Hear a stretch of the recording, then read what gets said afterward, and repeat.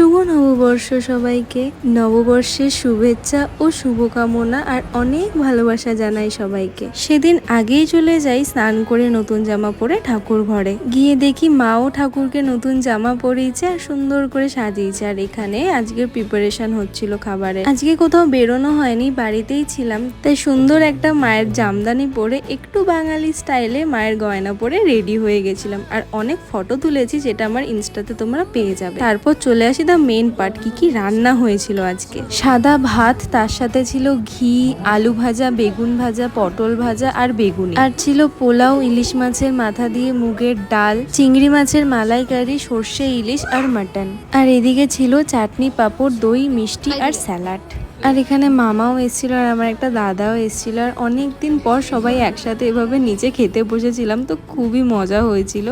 তো এইভাবেই আমি সারাদিনটা কাটিয়েছিলাম। Thanks for watching.